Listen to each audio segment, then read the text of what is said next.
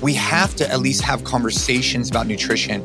I want us to push a nutrition plan that we believe is going to be good for most people most of the time. If people still want to see some sort of change, program hopping is not the way. What's the priority? And if it's the priority, what does that mean? That means that nothing gets in front of it. Everything is second to the priority. Choosing the easy route is going to cause issues long term. But if you're also complaining that like, hey, I haven't seen results, I haven't put on muscle, I'm not getting stronger, maybe you should stick to something for 12 weeks, be a little disciplined, and I promise you will see better progress. The idea of one session could change like an entire mindset and be like, dude, you got to bring in the coffee. Welcome back to the podcast. Gabe Yanez and we are on for our weekly episode where we talk all things family, fitness. And today we are even going to dive into a little bit of business. Before we started recording, I was talking about a gentleman we're going to have on the show who owns a barbecue sauce company, a tattoo parlor, and also a coffee company. And dude, we were in the middle of trying to get some light roast, but the team shut me down. So hopefully light roast is coming to Train Hard in the near future. But it is about removing distractions and being focused. And that's what we're going to start this conversation on. More of like a business lens about being focused, because I imagine that's where Gabe wanted to take it. Well, I mean, you wanted to talk about, some lessons that you got from spending time with Nick Bear. And I think he's doing some really cool stuff over at BPN. And I think that's one of the really cool things that you do is going out and like talking to these other entrepreneurs and really kind of going with an open mind and learning.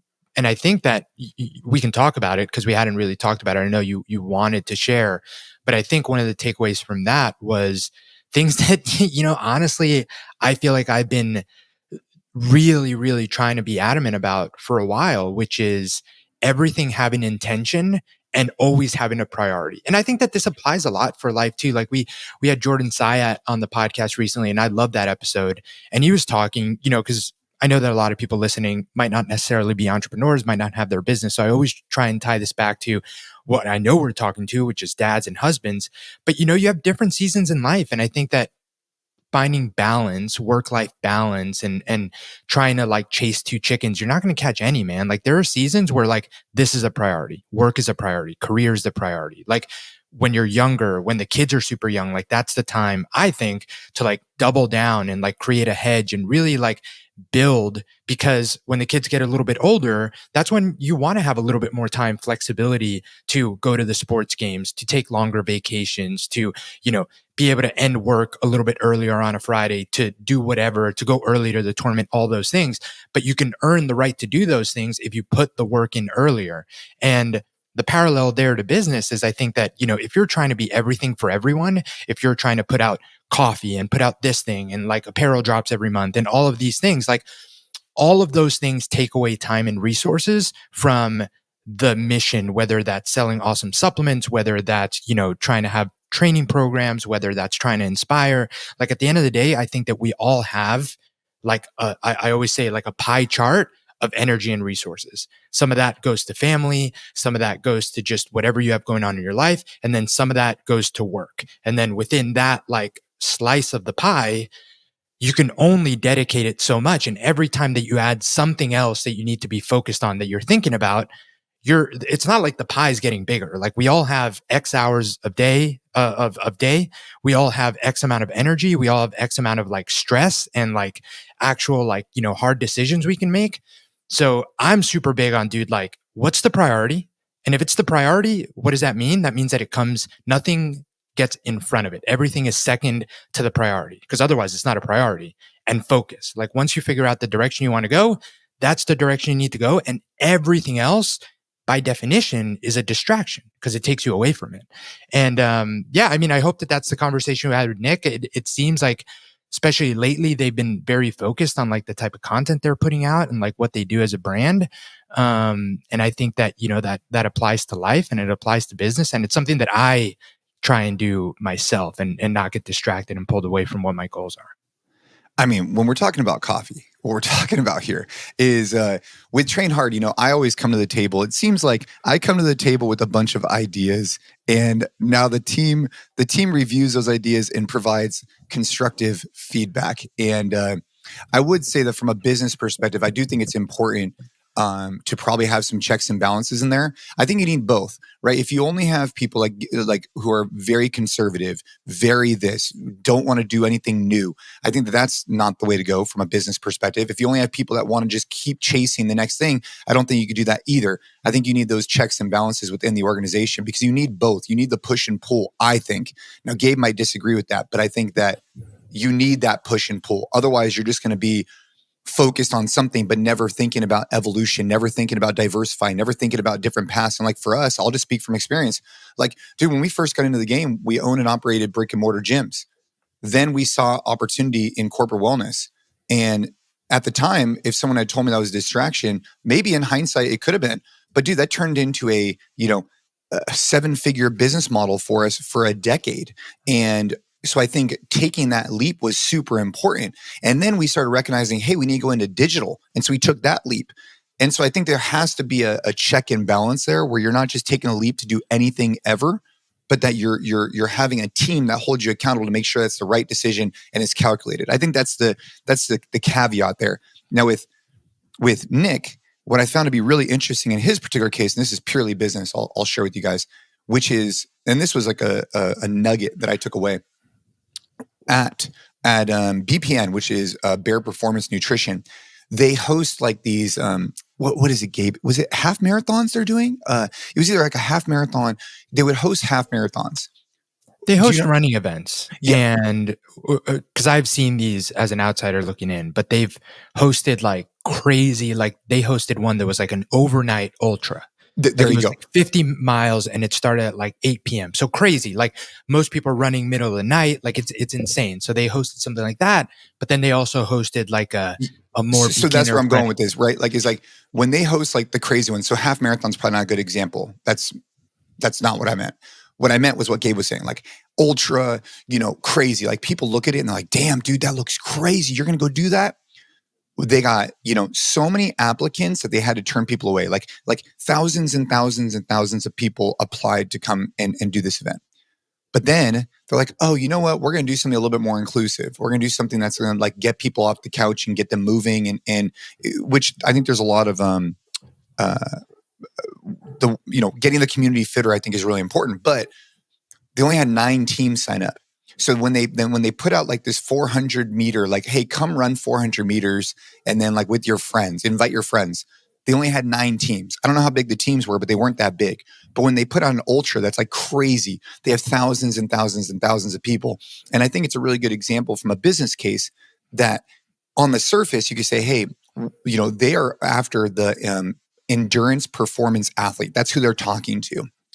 And when they have events that like inspire that demographic, motivate them, dude, they get thousands of people.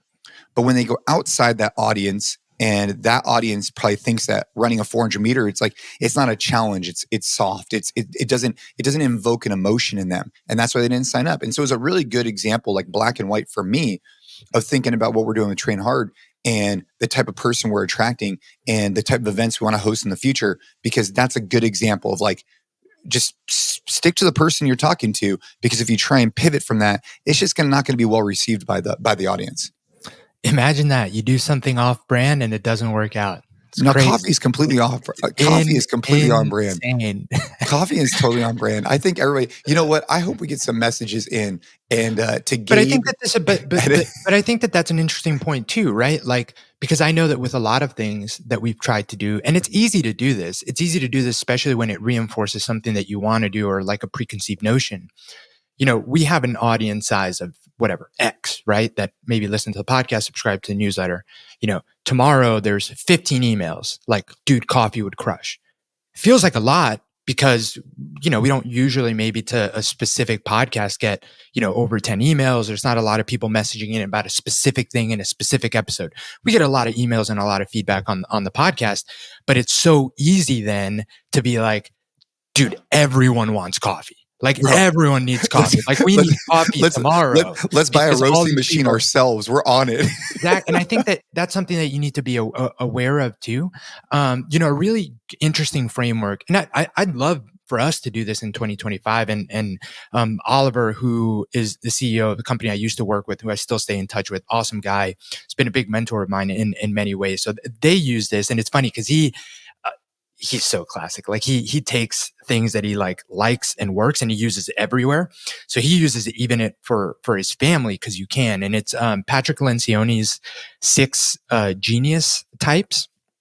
And it's similar to, there's a lot of these personality tests out there, right? Where you like, take a long quiz and it tells you that you're this type of person, this type, whatever. But this is a very specific to working as a team. And what it does is after taking this quiz, it sorts you into these like 6 types of geniuses, it's called. And I'll run you through them really quick because it is really interesting and you'll immediately kind of start realizing thinking about how, which like, one you are. Yeah. And it's important because once you figure Liz out, just pulled it up.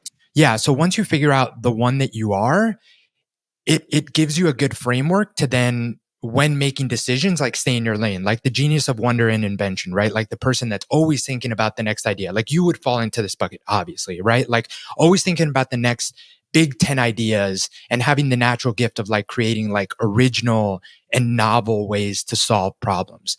But then the next step, right, is like discernment and galvanizing. So who's the person that can then be very objective about like, that's worth the effort that it's going to take to execute on, or that's not worth the effort, or that's not a priority now, or it is a priority now, or here's where that could work in the timeline, whatever.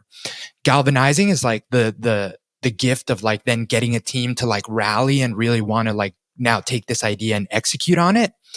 Enablement, which is, all right, now like, actually getting the thing close to the finish line. And then tenacity, which is super important. And honestly, something that I think that like us as a team could do a better job on is who's the person that like has the natural gift of like just continuously like being like not letting anything fizzle out. Like, okay, like we have this idea, we're executing on it. Great. Like what's the end goal? And like continue pushing until you get to the finish line. And it's a really interesting way to think about it because I mean, I'm sure that you right now can think off the top of your head kind of like where our team falls in all the little buckets. Can I be all of them? No. Would you say that you're the tenacity person? No. Exactly. But the thing is, but I think that like what is helpful about something like this, whether you use it, for like, your family and like, what's your spouse and how you can elaborate on, is that no one should be everything. That's not the point. Like no one is everything and you also shouldn't.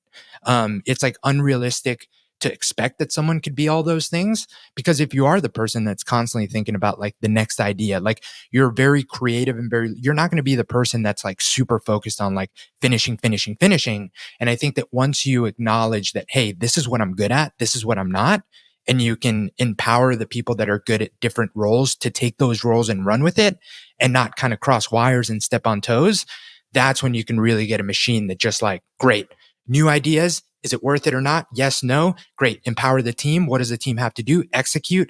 Stay tenacious until it gets done. Boom. Next. Yeah. Dude, I love that. Dude. Well, dude, I mean, so, I took some time and I was definitely working on the mission, the vision of what we're doing here at Train Hard. And, if you're newer to the podcast, I'll just give a brief rundown. I started our gyms. They originally called CrossFit Santa Clara, then they turned into NorCal CrossFit, and then they turned into NC Fit. And those are brick and mortar gyms. We also service gym owners on that side of the house. And we've been doing that for close to 20 years. About a year ago, we launched Train Hard. About a year ago, right, Gabe? Like more or less, like probably a little bit over a year ago. Just because we definitely had the brand going and we were, getting out the newsletter, which has been awesome, a little bit before the new year. Yeah, but I think so more or less a year. We've been at it, and I think that we've learned a lot. We've gotten a lot of feedback. We've had the men's club. We've done some incredible stuff. We've done some meetups.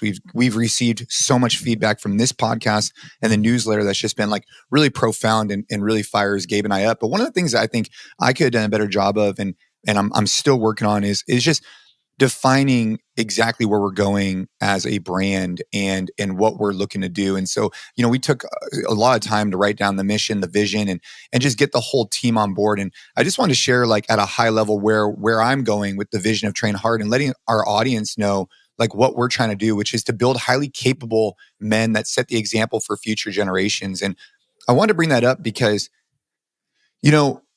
I think that there has been a corner turned, hopefully as of recently, where people are starting to realize that choosing the easy route is going to cause issues long term. And we at Train Hard want to be advocates for men who want to train, protect, and provide and get after it so that they can reach their potential as husbands and fathers and community members. And so when I think about like what we really want to do long term, like what we want to be known for is like, damn, dude, those guys made such an impact on my fitness that there was a catalyst for success in all other areas of my life that has led to generational changes in the future. Like that is cool. Like, could you imagine if you make an impact, whether it's in person at our men's club meetups or online through the community we're working to build, that you could impact a guy so much that it then impacts the way that they perform overall. And then therefore the next generation looks at that as the example. And we're able to shift back from seeking all the comforts to now seeking a little bit of discomfort to level up, to knowing that it's going to level us up. So that's where we're going. And we really appreciate you guys being on that journey with us, through our newsletter, through this podcast, and hopefully through what we're doing at Train Hard.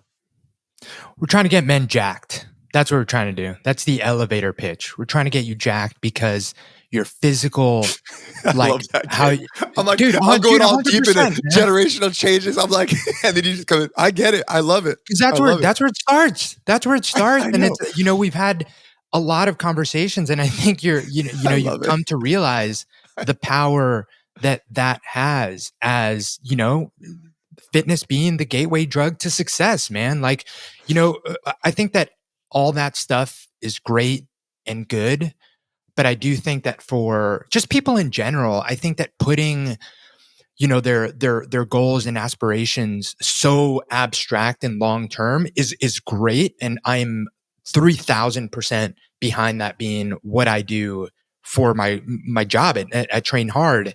But like, once you peel back the layers and like, okay, what does that mean come January? Like, what am I trying to help men that listen to this podcast and sign up for the newsletter and follow Flex? What am I trying to help them do in January? I'm trying to help them get fucking jacked. Like, I want them to get to summertime 2025 and go to the beach, go to the family reunion July 4th and take their shirts off. And for their peers to be like, dude, did you see Jason? Like, what's he been doing? Holy shit. Like, that's what I want. Because I know that if I can get a guy to be disciplined with his fitness and his nutrition come January to see those results in the summer, he's going to be a better husband. He's going to be a better father. He's going to be more confident. He's going to show up at work. He's going to feel fucking great. His health is going to be better. He's doing all the things to spark a generational change. But how does that start? That starts with you jumping on our training programs, if you haven't already, in January, figuring out your nutrition, being consistent, being disciplined, and looking like a fucking unit come summertime. That's where it starts. Like that's like the nitty gritty, like short-term thing that anyone listening should get super fired up about. And yes, if you do that, and if we get enough men to do that, I think we can really create some change that will spark change for the next generation and so on. Like that's kind of like the step 2 and 3. But where does it start? Let's get people to look fucking great. That's it. Can we just stop the podcast right here? Can we just do a 17-minute podcast? Can we just do this? That's a wrap. Dude. Yeah, I get fired up about this, man. I love what we're doing, where we're going. I love the messages that I get of guys that have been like, on the program for this past year. And I just want us to like 10x that in 2025. It gets me super fired up, man. Well, so when this episode releases, will it be right after Black Friday? So yeah, no. So one of the things we want to talk about. So this is the start of some really cool things we have going on the shop all of this week, because this is Monday the 25th. Bro, so if you guys are listening to this right now on the shop, we're doing like 20% off our training plans. We have discounts available, which we've never really done. But we're doing it this year, and we're trying something new because we want to get more people joining what we're doing going into 2025. So right now, training programs and all of our merch, which by the way, we have a new Yeti tumbler that's super sick, but they're all 20% off. Yeah, so there's some really, really good discounts on the sandbag, the new sandbag that we have out. Definitely want to talk about that. Oh, yeah, we got to talk about that. We've used the sandbag 2.0 from GoRuck. Love that thing. The amount of movements that you can do with it, super versatile. But now we have this like med ball sandbag, which I love for like squats and carries. It's actually going to be something that's incorporated into Flex in the new year. So now's your chance, to grab that at a pretty cool discount. And then keep an eye out for specific emails for Friday, Saturday, Sunday, and Monday. So Black Friday through Cyber Monday weekend, because that's when we're going to have some like 24-hour, like really, really cool discounts on different things on the shop. I'm not going to spoil anything here, but just make sure you're keeping an eye out for that, because those are going to be 24 hours only for different things like our training programs, our apparel, all that good stuff. So keep an eye out for that. You went over this, but I want to just make sure. So the Sandbag 2.0, I literally keep it in the back of my truck 24/7, 365. It's just there. Now, does it hurt my gas mileage? I was thinking about it. You think an 80-pound sandbag in the back of my truck hurts my gas mileage at all? I don't think so. I was thinking about that. I was driving yesterday, because I'm always out and about, man. We're all over the place. And if I have some time to get in some squats, dude, I just throw it on my back and just do some tempo work. If I have some time to hit one of our SAM workouts, I do it. And like, that's not me just like talking shit because I'm on the podcast. That's like the way I live my life. Like if you came here and you went in my truck, you'd see it there. And after talking to Jordan Sayed, man, I'm very disappointed in influencers, because he was specifically calling out people who say they do something and don't actually back it up. And it's really unfortunate. And now it's the second time we hear it. And that's the second time we heard it in this week. And that's just not us. But anyways, go ahead. Yeah. And then I want to talk I was just going to say, like, if you really think about it, it shouldn't be that surprising. Because I mean, we've known for a while, like, I mean, you read about this stuff that like a lot of like in the coaching space, whatever, people like, rent. I've seen them rent a Ferrari or something. Yeah, like the rent the cars. But I've even seen, dude, crazy shit. Like you can go and like rent a private jet. Like not fly it or anything, but literally just rent. To go take pictures in it? Yeah, dude. I've seen, and I don't know how real this stuff is, but honestly, like, is it that surprising? But don't you think you'd get like, I just feel like you'd get caught up, man. Like, why would you want to do that? You just look like such a poser. Like I remember, so when I used to, so I raced BMX bikes and then I used to skateboard. And dude, I wasn't very good at skateboarding. It wasn't my thing. I was much better at BMX bike racing, but the kids in the neighborhood would skate. And so, dude, I'll never forget. People would grind 50-50 grind on trucks. People who are listening who skated, they know exactly what I'm talking about. You would ollie onto a curb and you would grind and it would cut up like the bottom of your trucks. And then you would jump onto a curb and you would turn sideways and you would board slide.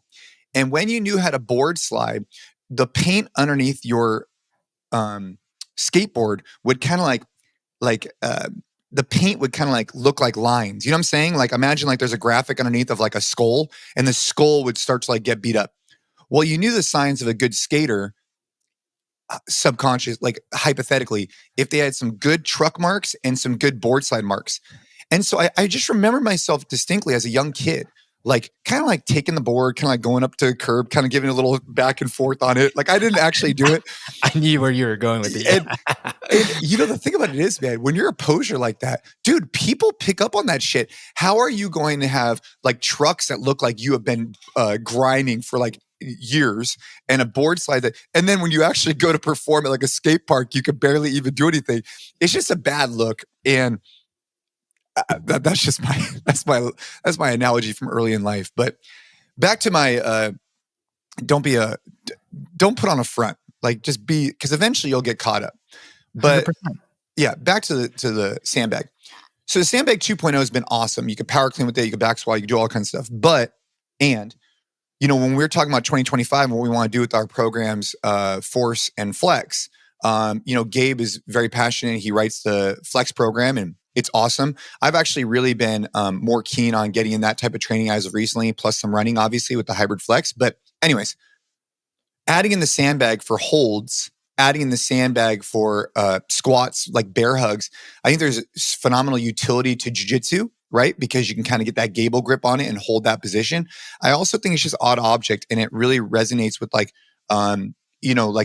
it's very relatable for me. I grapple with my daughter, for example, and if I wrap my arms around her waist and lift her, that's identical almost to grabbing a sandbag and lifting it up. Very, very similar movement. So we're adding it in with flex. We're also adding it into force. And, if you don't have a sandbag, Gabe, what would the recommendation be for 2025 if people are on the Train Hard app and they don't have that sandbag, aside from getting that sandbag because it's super good? For flex specifically? Yeah, well, what can you just sub it out for like holds of something else? I mean, I guess you could just so I haven't started programming the new year just yet, but I know that I definitely want to have like squats with the ball. And yeah, for holds, you could probably do like double kettlebell, anything. The whole idea behind the hold specifically, which is the only thing you wouldn't just sub out for squatting with something else, is the fact that the load is so in front of your body. Right. That's I think what makes it really powerful, because you have this sandbag that, is you have to like bear hug around. So a lot of that load is very in front of you, a lot more even than the front squat. On the front squat, yes, the load is in front of your midline versus behind on a back squat, but it's still on your shoulders. It still could be pretty close to It's still being supported. Yeah. Still being supported. So kettlebells, you think about that, that's a little bit more in front. Even dumbbell front squats, that's a little bit more in front. So those are all things that you could do. And then you could do holds with too. It's just tough that like nothing will match what the sandbag feels like. So I just encourage people to, I mean, it's not a huge investment. It's super versatile. You can take the sand out, you can travel with it, all that good stuff. So I would say just get it. And the bags don't come with sand in it. I had someone message me super upset that the sandbag didn't come with sand. It's like, bro, the shipping alone on 100-pound sandbag would be astronomical. Like, yeah, the bag does not. You must fill your own sand. Just, dude, it's $5 from the hardware store to fill that with sand, or you could go to a local beach, or you can just fill it with wherever you find. But like, anyways, but yes, you have to fill up your own sandbags. Which, if you've ever done like a lot, like if you, I remember you've done a lot for like men's club stuff. But if you end up having to do a lot, like for a gym, dude, filling up sandbags is a workout in itself. Dude, so at my house, I have thousands and thousands of pounds of sandbags because I use them every single weekend for the men's club. And dude, my truck slams, man. But back to the sandbag. If you're listening to this podcast right now, jump on the Train Hard app, jump on one of our ebook programs. If that's what's, this style, like if you're looking for like a sand program, boom, get on one of those. If you want our Force Flex and Never Zero coming up in 2025, boom, get on the Train Hard app. But pick up the 100-pound med ball, because you're not going to regret it. Like, regardless of what you're doing, the 80-pound sandbag has been a phenomenal tool, but then the med ball is just a different type of tool. Like if you're a grappler, if you are a guy who just wants to be able to grab something and throw it over your shoulder, this is much easier to do over the shoulders with and carries than the 2.0 is. The 2.0 has a ton of utility. That's why we started with the 2.0, because I think it actually has arguably a little bit more utility. Yeah. But the med ball has different utility. Yeah. The last thing I'll say, and I've mentioned this on podcast episodes in the past, is this specific type of sandbag was like instrumental to getting over my back injury. And I've had a lot of people email me when I talked about my back injury in the past about like, hey, what did you do? What helped? And I am telling you, the whole reason that so many people get bulging discs, herniated discs, is because you're doing a lot of load and you don't have like the requisite like core strength. Like if you think about it, there's your spine, and then there's like all the muscles that like surround your spine that if they're very strong and on, they can protect that. And regardless of if you have a back squat, if you're, doing heavy cleans, if you're doing heavy deadlifts, they're going to be able to like protect that spine so that you don't get to that point where, your disc is blanking on the word, is in a bad position. Compromised position. And you get hurt. And the thing about the sandbag is that you can't pick up a sandbag, you can't squat with a sandbag, you can't hold a sandbag without having to turn on all of those muscles. If you've ever seen someone like front squat or back squat and kind of like mash potatoes a little bit, like look a little loose, or you see movement, it's very easy for that to happen, and you can still get the rep. And it doesn't mean you're going to get hurt, but over time, that's not a good position to be in. You just can't do that with the sandbag. It forces you to engage all of those things. That's what makes it so hard. That's why if you grab a 100-pound sandbag and you do, a set of 10 to 15 squats with it, it feels night and day more difficult than if you were to have 100 pounds on a barbell and do, 15 back squats with it. Like, it's a completely different game. It's because all those tiny muscles are working. So again, whether you've had a back injury or not, or you just want to keep your back healthy, which I hope everyone does, I think it's a hugely beneficial tool for that reason on its own. Yeah, man. Well, make sure you guys check out our Black Friday sales. First time we're doing this type of thing. I'm really excited about it. I want to see how it does. I want to see, You guys just continue to message us in. The newsletter goes out to a lot of people. We love getting responses from you. The podcast, obviously, a lot of people are listening to this. If you're getting value from this podcast, leave it a quick review. Leave it a quick, 5-star, hopefully, review, and let us know how you guys like it, because it definitely fills us up. It's firing us up, and we're going to keep doing what we're doing. You guys heard the mission. You guys heard the vision here. That's the long term. In the short term, we're trying to get people fucking jacked. All right.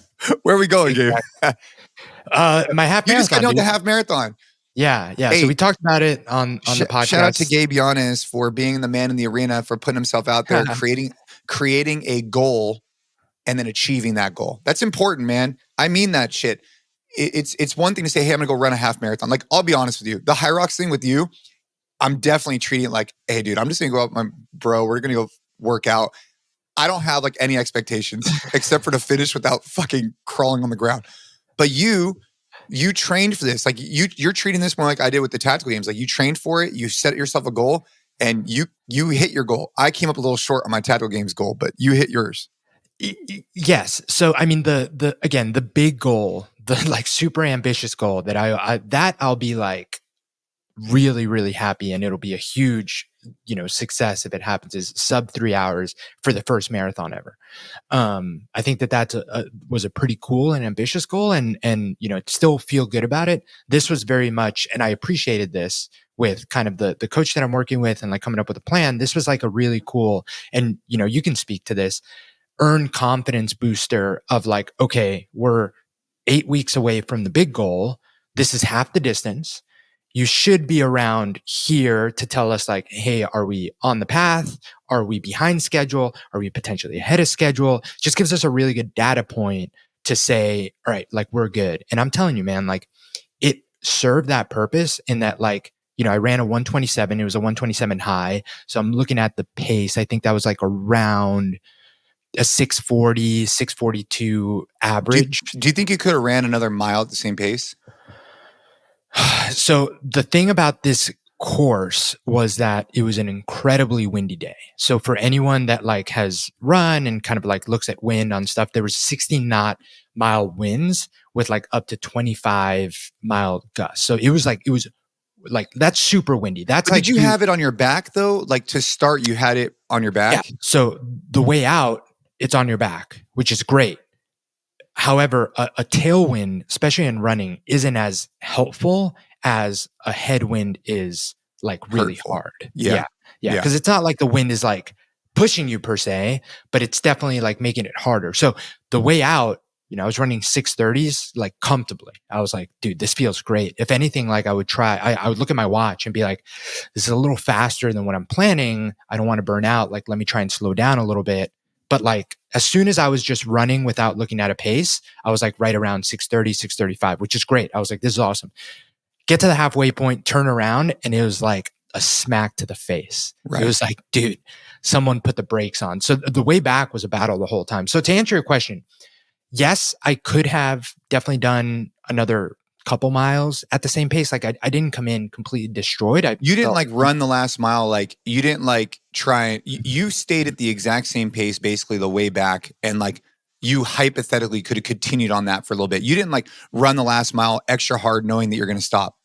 No, because also like, this was a local race. I came 7th overall, and like most of the people that came in front of me were like in front of, I feel like I would have, if I was like racing someone, if like I was close to anyone, but I was kind of coming in. There was no one close to you? Yeah, I came in alone. So like that in itself, just like, and the fact that there was like a steep uphill, literally the last mile. So if it continued uphill, I wouldn't have been able to keep the same pace, but on flat, I definitely would have. But it felt good, man. It was definitely a tough effort, but it felt good. It felt good to notch that time off and feel like, hey, we're on the right path. And the coolest thing, man, and I've been talking about this a little bit, like, I don't think that it's unfortunate that there's this misconception that you can't train for strength and size and body composition and run at the same time, which is something I believed for a really long time, which is why I stopped running. I stopped running, even though I always enjoyed it, because I was like, hey, like, I want to be a bigger guy. Like, I want to put on some muscle. And this is counter to that. And I think that for a while it was good for me to just focus on one thing, going back to what we were saying before. But I think now that I've found this balance and I'm able to take that passion and put it into the training programs that we offer, it's been really nice because I honestly believe that all the strength training just makes you so much more, like you don't get banged up as much by these runs. Like you're just like stronger, more resilient. Like, dude, the next day, and I didn't go easy on this. The next day I wasn't sore at all. Like at all. My feet were a little messed up just because, it was pretty tough effort on new shoes.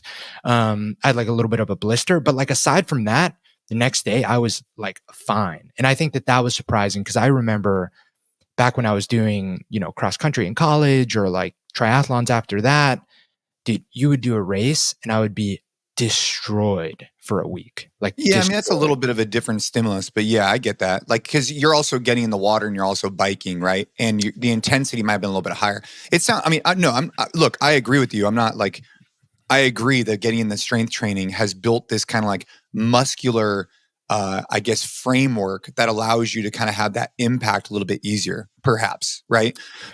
For sure, man. And I remember from my days working at the running shop, like one of the biggest things for people training for marathons because of the mileage is like everyone gets injured. Like it's almost like the running joke, like endurance runners get injured. You have issues all the time. And again, knock on wood, I haven't dealt with any of the things that I used to deal with as an endurance guy. I used to have terrible IT band issues.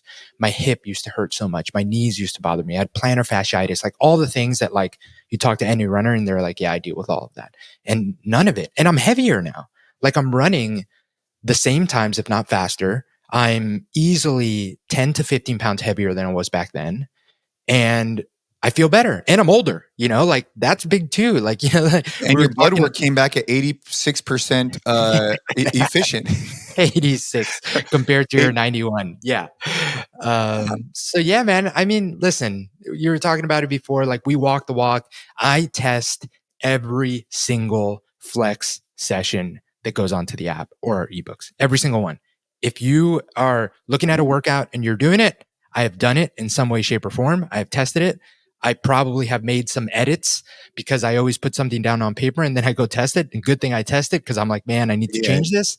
But that's my training. Like my training is train hard flex. And then I've been working with a running coach to have like very specific running workouts because I have a very specific running goal.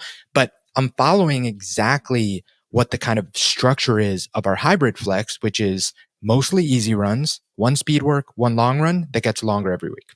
Yeah, I've found for myself, in preparation for this High Rocks, I've definitely came to terms like the way that I train and like I'm just going to be focused on that moving forward. Meaning like I've over the last year, I've been evaluating like, okay, how do I want to train? I'm 39. What am I looking to do? And what I have came to the conclusion for me, and there's guys out there who probably are completely on a different page. I think the most similar to me is probably Tim Kennedy. We train very similar. In the sense maniacs just no, because like the more time I spend with him, the more I realize we have a lot of similarities in the way that we train. I think it's because of the way that we think in some way, shape, or form. For you, it's like on hybrid flex, getting in those run sessions has been really helpful for me. However, I think moving forward, especially after High Rocks, I'm just going to continue to bounce. Like, dude, I like looking at our app and jumping on a force workout that inspires me. I like looking at it and hitting a flex workout that inspires me. And depending on what gym I'm at, what location I'm at, like when my daughter's swimming, I have access to like a conventional gym. So I'm all about the lat pull down machine, dude. I'm all about the cables. Like, why not? So what I'm learning going into 2025 is that I'm going to create goals throughout the year, whether they're tactical games, jiu-jitsu competition, and then I'm going to float between our different programs to make sure that I have the fitness necessary to go do those things. Hunting, right? That's another one that's what I'm focused on for 2025 is I'm not like that super rigid guy. I'm the guy who just likes to do different programs that we offer. And people listening might be able to relate to that. Some of them might be like, bro, I'm more like Gabe. I want to do the exact program. And that's fine too. We got you covered.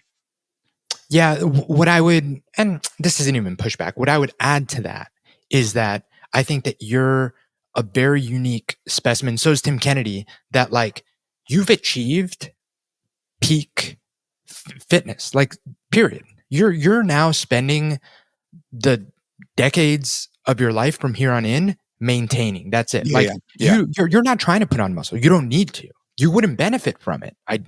You putting on more lean muscle would have a detrimental effect to like your flexibility, you just being light on your feet, like all of these things. Like you've capped out what I think is like the optimal amount of muscle for you, which is awesome. Like you've done a lot of work early in your life to get to this point.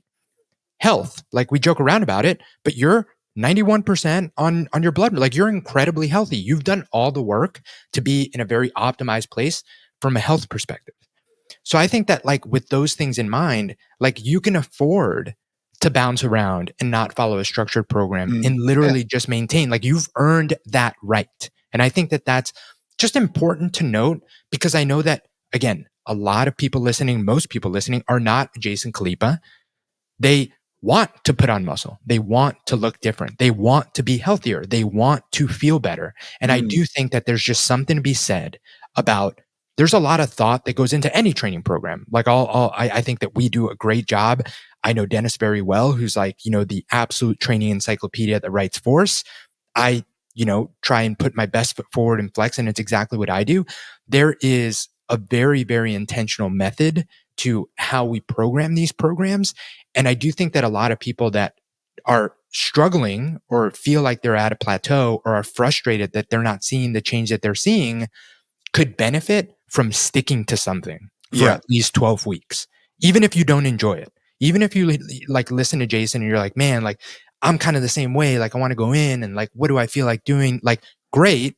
If that's your priority, great. But if you're also complaining that like, hey, I haven't seen results, I haven't put on muscle, I'm not getting stronger, maybe you should stick to something for 12 weeks, be a little disciplined, and I promise you will see better progress. So I think that that's just an important delineation to make, is that you're very unique and you've earned the right to honestly do whatever the heck you want every day as long as you're moving to maintain. If people still want to see some sort of change, program hopping is not the way. Dude, well said, man. Well said. Well said. I know. I appreciate that. I mean, I think for me right now, especially like the next couple of months, I would like to lean out. I'm not physically as lean as I'd like to be, for sure. That's something I am going to be focused on, is like, how can I eat a little better? How can I feel my workouts better? That's I'm actually focused on that. After you and I did that mock High Rocks, it was really eye opening for me, and then spending some more time with Nick Bear was really eye opening for me. Like, what am I eating? What am I doing before workouts? How do I optimize? And I think that as you age, you have to look into those things. What I used to be able to get away with, I just can't get away with as much anymore. And I go hard on my sessions, and I need to make sure I'm fueling after and before. And so I'm really interested to talk to you more about this. I'd like to put more nutrition guidance out for our community at Train Hard. I'd like to dive in more on that. If you had asked me a couple of years ago, I really had no interest in sharing any of that. It just has never been on the radar for us at the gym. We really trying to stick away from nutrition. But the more that I get older, the more that we have conversations with people, the more that we want to see people get quote unquote jacked, we have to at least have conversations about nutrition. And I'd like to do more of that on this podcast. I'd also like to do more of that through, content, ebooks, et cetera, to help people out on that. Because I do think that what we could bring to nutrition is just a common sense model with no vested interest. That's really important to me. Like, I don't want us to be pushing, some crazy supplements. I don't want us to be pushing a specific nutrition plan because there's some business case for it. I want us to push a nutrition plan that we believe is going to be good for most people most of the time. For sure, man. And I'm trying to put out some of that stuff already on the Thursday email that goes out. Yeah, so I saw that today. That's the email that I put out that lets people know, hey, here are the podcast episodes that drop every week. You should all be listening to the podcast. Obviously, if you're listening to this, you're listening to the podcast. But I also want to make sure that we're putting out like useful information, because today was about eating more. Yeah, because a lot of people, and again, it's a little not clickbaity, but it's a little counterintuitive, because the idea behind eating more is so that you don't up eating too much. Just the idea there being, a lot of people like starve themselves for the day and then get to night. And then they're like, well, why can't I, stop this craving of like finishing a bag of chips? It's probably because you skipped breakfast and had a quote unquote healthy lunch, which was nothing. And then you get to the end of the day and you're just so depleted that, the sleeve of Oreos looks super tempting. And people do the same thing on a weekly basis too. Monday to Thursday, everyone's quote unquote super clean.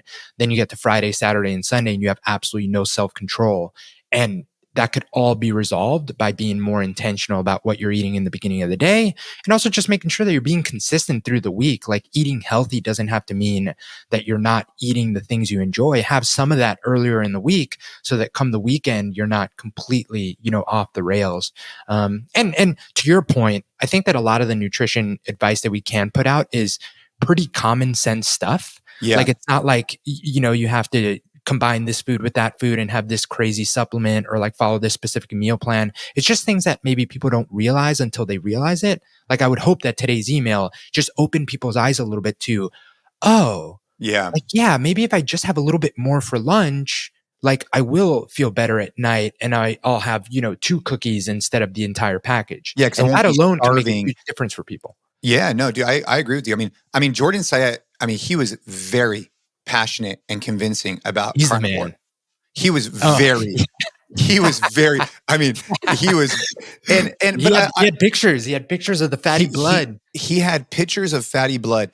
But I will say something that Jordan, I think, shined light on that I hadn't quite put 2 and 2 together on is like just the vested interest of the person providing the information, just being aware of that. I think that for us, we make no secret about it. We sell training programs. We want to impact guys and make them jacked. But we're very upfront about it. We want you to get on our training programs, but we will never, but if we're intentionally going to be selling anything outside of that, we will let you know, hey, we are selling this. This is a part of our business model because we need to feed our families, right? But we have no vested interest in the nutrition space. We just want to be able to make an impact. And I think it's really, what he said about the guy who wrote the carnivore diet, like basically like being in the, I don't know how true that was. I'll have to go look it up, but that's really alarming, So I appreciate him not wanting to name names. But I think he kind of named names without naming names. I like when he was like, I'm not going to name names. And he's like, okay, I'm going to name names. Liver King. But I don't think he was talking about him with the book. I think I know who he was talking about. And I heard the same thing. So again, you just hear shit on social media, but yeah, for anyone that hasn't listened to that episode, definitely go back to it. But the footnotes version is just that the guy that like popularized the carnivore diet himself was having health issues on carnivore and had to add fruit and add these things to get better. But that's a part of the story that you never hear. And he continues to sell this book preaching the carnivore diet. So that's what Jordan said. So I did 40 allegedly. days. I did 40 days of primal, which he seemed more, I thought he had a different perspective on that. Now, when this podcast released, was Jordan's last week earlier? It was definitely earlier. I'm not sure. Okay, exactly. Perfect. Yeah, so make sure you guys go check that out. But that's kind of where we're going. I think that if the vision for what we're working on is to help men get jacked, we have to talk about nutrition. We have to, but we have to talk about it in a way that is just common sense stuff, Yeah, for sure. No, just quick correction since we've mentioned Jordan's podcast, which was awesome a couple times. It's actually going to come out this Thursday. Okay, so listening to this when it came out Monday. Yeah, stay tuned, but it's coming out this week. Okay, so it's coming out this week, but I think it's really important to note that we are going to be diving into that. I wanted to shine light on one thing before we close out, and it's this idea of one session could change like an entire mindset. So a friend of mine, I think I told you this story. I don't know if I told you this story, but a friend of mine, I think I told you this story on the podcast, but I'll just follow up on this. A friend of mine was watching his son, and another kid jumped on his back and kind of started to choke him. Did I ever tell you about this? So anyways, a friend of mine, grown adult, whatever, his son and another kid were kind of getting a little like tussle, and he was watching it occur at the moment. And the kid who got on his back was smaller than him. And so he ended up getting him in like this weird choke, not like a solid rear naked, just like a, kind of like whatever. Whatever. And so the kid on the bottom who was bigger didn't want to quote unquote hurt the other kid. And so didn't like try and like fling him off or whatever, and ended up getting in a really compromised position, legitimately getting choked. And, it was not a good situation. after that, my buddy was like, hey, I need to help him with some more awareness and this type of stuff. Can you help me with on the jiu-jitsu side? I said, absolutely. So, but this is actually happening in a BJJ class, right? no, this was like on the schoolyard. Oh, okay. So the schoolyard, this happened. He observed it occurring, right? He didn't assert himself until like it got to a point where it just wasn't appropriate. And not that it was appropriate ever, but you get what I'm saying.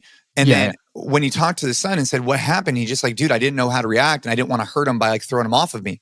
And I was like, I could see how that happens, right? You're a bigger kid. Sure. You don't want to hurt another kid, right? But you also don't want to get hurt yourself. So anyways, he ends up like, kind of getting some marks on his face, and it just wasn't good. So I introduced him to my jiu-jitsu coach, and he goes in for a single session, and he trains with the jiu-jitsu coach and his son. His son's like a little bit older than the boy I'm talking about. They have an hour-long session, okay? Working on back take, chokes, all the things, right? Everything that he was uncomfortable in, they worked on that for an hour, 1 hour session, okay? And fast forward 3 days, okay? Something happened at school where someone basically like wrapped the same boy who's getting trained, like wrapped around his waist. And he didn't freak out. He had confidence. He knew how to, whatever. And he ended up creating distance and getting this boy away and dissolved the situation. And he came home and basically told his dad, like, yeah, this is what happened. I feel comfortable. I feel confident. And I was able to, basically de-escalate the situation. We're all good. And it's just a really good example how like with one session, did he really learn a bunch of techniques? Maybe, maybe not, whatever. But it goes back to what Tony Blauer was talking about, which is he just built this confidence that, hey, someone put their hands on me. I've been here before and I could react. And dude, it was just so powerful for me that if you have a kid and you haven't like exposed them at all to self-defense, you don't need to get them in for the next decade. Just get them a little bit of basic stuff and it could go a long way. And this is a real life example of how that was shown up. With one example, felt unprepared and potentially could have been dangerous. With the other one, felt more prepared even after one session and was able to de-escalate the situation better. And it was powerful, man. For sure, man. And this is something that I think really applies to everything and adults and like a lot of the stuff that we talk about, in that people put on a pedestal how much you need to commit to or how long it's going to take or how much work for something to be worth pursuing or trying or starting. And you can get so much benefit. I mean, the self-defense example is really good, especially after we talked to Tony about like, there are some skills that you can learn literally over a weekend or in one session that are going to put you a huge step ahead of not having it, even if you're not, okay, hey, I'm going to train self-defense 3 times a week for an entire year. Like, is that good? Of course, that's good. That's good. You get the repetition, you get more training, but learning the skills. And I can attest to this from going to Tim Kennedy's sheepdog course. Like, I have not trained jiu-jitsu yet on like a recurring basis. And I think that that's very important. And obviously you'll learn a lot by constantly repeating and putting yourself in there. But I 100% took very valuable lessons from just a weekend course and just being exposed to it. Like I told you this, like I think the biggest lesson that honestly I learned is how powerless you are if you are with someone that knows what they're doing. And that is a very valuable piece of information because I think it immediately like eliminates you having like a false sense of confidence getting into conflict that I think is incredibly dangerous. Like I'm very well aware of that now, like almost very well aware of like how unskilled I am compared to someone skilled. And therefore my number one priority should be creating distance and getting out of a shitty situation. Like that is very it helps your like antennas be up all the time because you don't have like these false like premise, Yeah, you can't have this like, because I can like if I hadn't been exposed to that world, I can see how easy it is to subscribe to the mentality of like, hey, if shit goes down, like I'll see red and no one can stop me from like, like defending my family and whatever. Like, no, not true. Get out of the situation, and, but I can see how that's like an easy thing to believe because, it's the people you love more than anything. Adrenaline kicks in, whatever. But at the end of the day, if you don't have the skills, you don't have the skills.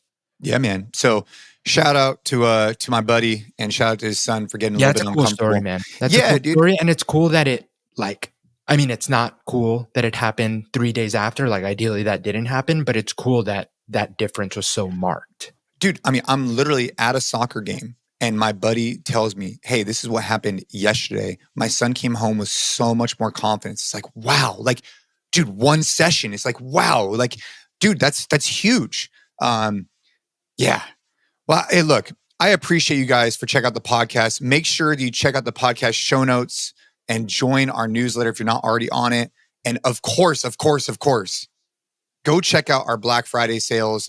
Check out Instagram, trainhard.fit. I'll also be posting it at Jason Khalipa, and just go check it out. We got a lot of things to offer, and join our community on a deeper level. If you love the podcast, join our programs. Let us know what you think. And as per usual, Gabe, and everybody listening to this, keep training hard. I'm going to go do 200 push-ups right now because I'm so fired up about getting jacked. Let's go.